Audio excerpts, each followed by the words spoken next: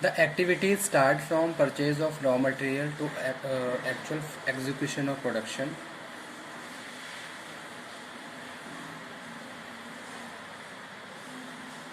Activities plan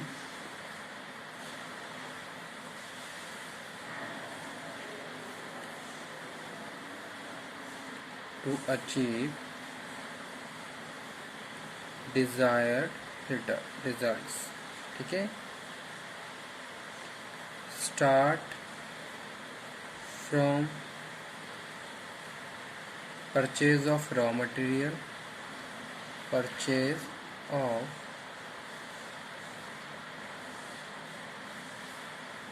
raw material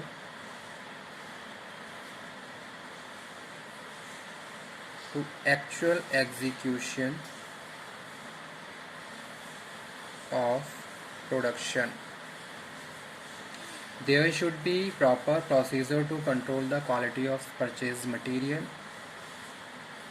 तो जो भी मटेरियल परचेज कर रहे हैं उसका भी एक प्रॉपर प्रोसीजर होना चाहिए. आपको प्रॉपर प्लानिंग कर लेनी है कि भाई कहाँ से कौन सा वेंडर है हमारा, किस तरीके से, कितनी कॉस्ट पे, कितनी क्वालिटी के साथ हमें मटेरियल को परचेज करना है. So this procedure should include even the vendor who supply the material so that quality norms are confirmed. ठीक है, तो आपको कंफर्मेशन रहेगा. There should also be norm to measures attain control the desired product quality and the consistency of manufacturing process. Third one है quality evaluation of product and process. Quality evaluation of product and process. This step involves the evaluation of whole system. Evaluation of whole system designed for TQM. Designed for TQM. There should be quality checks by the personnel. The operator should have the means to measure to desired quality standard. A provision should be made to maintain proper quality records. Okay. Fourth one है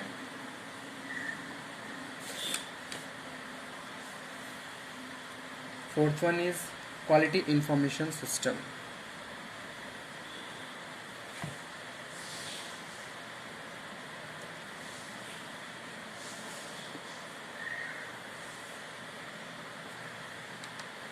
Information about the system and the equipment should be readily available.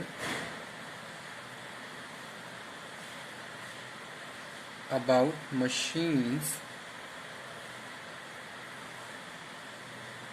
Equipment जो भी आप use कर रहे हो उनकी सारी information आपके पास होनी चाहिए कि भाई किस तरीके से मशीन्स को रन करना है. उनके operative instructions you have to display and you have to discuss with your team members. This information should be properly analyzed and used to control the quality activities. When information is readily available, it enables remedial measure. Enable remedial measures. Okay. Fifth one है quality training and orientation.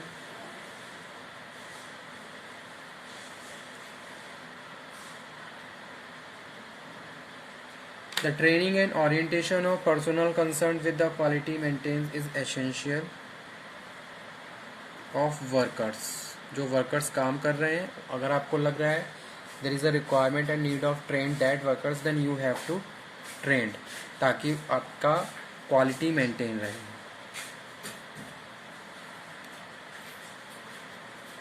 Okay.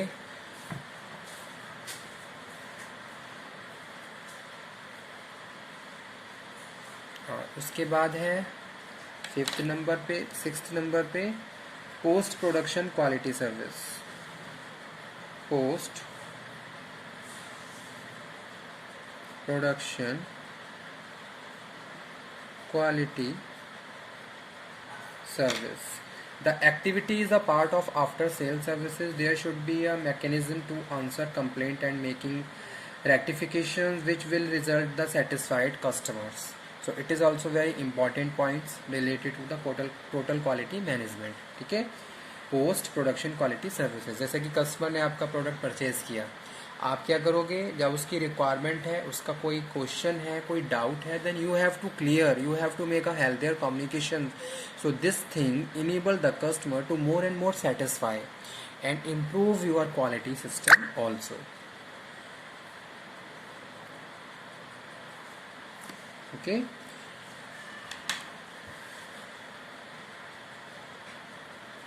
Okay student, इस topic को मैं यहीं finish करता हूँ, because benefits of total quality management पूरा topic इस lecture में कंटिन्यू नहीं हो पाएगा. ठीक है, लेंथी टॉपिक है, तो इसको हम इंडिविजुअली हमारे आने वाले नेक्स्ट लेक्चर में पढ़ेंगे. तब तक आप ये पढ़ते रहिए, और कोई डाउट हो तो आप वो भी डिस्कस कर सकते हो.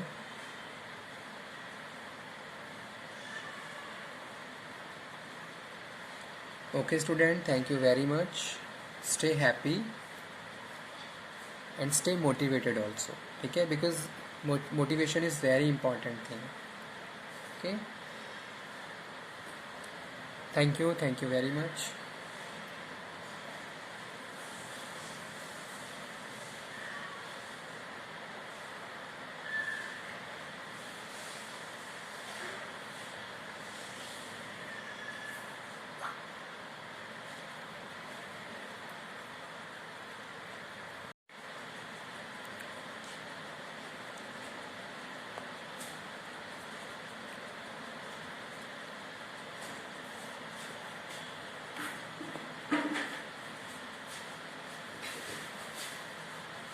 Hello everyone, welcome back on my YouTube channel.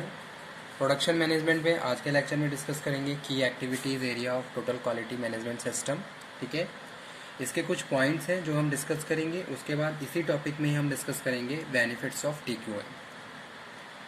TQM के कौन कौन से मेन बेनिफिट्स हैं या एडवांटेजेस होते हैं. So come to the session, let's cover key activities area of total quality management. 1 minute में थोड़ा ब्लर दिख रहा है कैमरा थोड़ा साफ कर लूँ.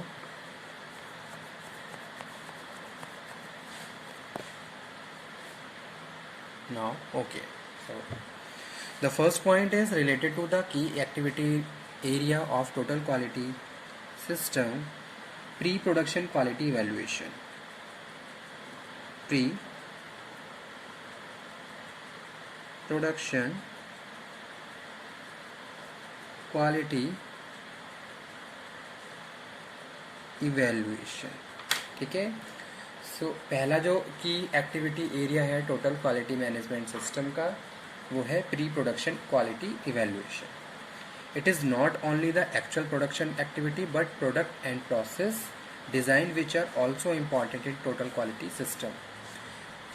The process and design should be so laid down that it will lead to desired quality standard. तो पहला जो की एक्टिविटी एरिया है वो क्या है, pre production quality evaluation. Production से पहले ही आपको क्वालिटी को इवैल्यूएट करना है कि भी किस तरीके से हम बेटर क्वालिटी के गुड्स प्रोड्यूस कर सकते हैं. तो उसके लिए आप रॉ मटेरियल को चेक करोगे, उसके लिए आप जो भी ट्रांसफॉर्मेशन प्रोसेस है उसको चेक करोगे, ताकि अल्टीमेट जब आप इनपुट को प्रोसेस करो तो आपका आउटपुट ऑटोमेटिकली क्वालिटेटिव प्रोड्यूस हो. ठीक है, तो उसके लिए जो भी प्लानिंग आपने करी है, your planning must be appropriate according to the desirable product. ठीक है, हर एरिया में आपको प्रॉपरली इवैल्यूएशन करना है. जितने भी इनपुट्स आप यूज़ कर रहे हो, सारे inputs you have to analyse and you have to inspect. जो भी रॉ मटेरियल आप यूज़ कर रहे हो, that raw material you have to inspect by the quality controller, ताकि आपका आउटपुट भी क्वालिटेटिव प्रोड्यूस हो. तो ये क्या है, फर्स्ट पॉइंट है की activity area pre production quality evaluation. ठीक है, यानी कि प्रोडक्शन से पहले प्री प्रोडक्शन आप क्वालिटी को इवैल्यूएट करोगे in the various aspect.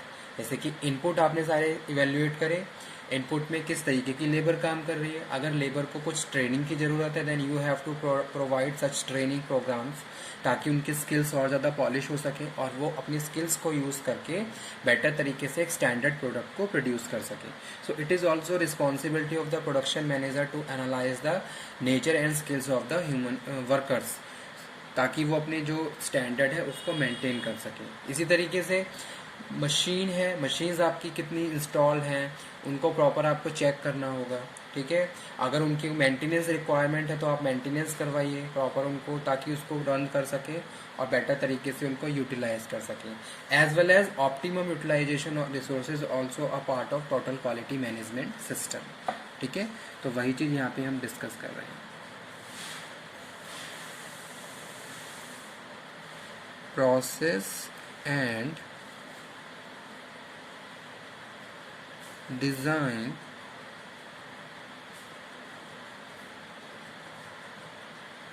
should lay down that it will lead desired quality standard.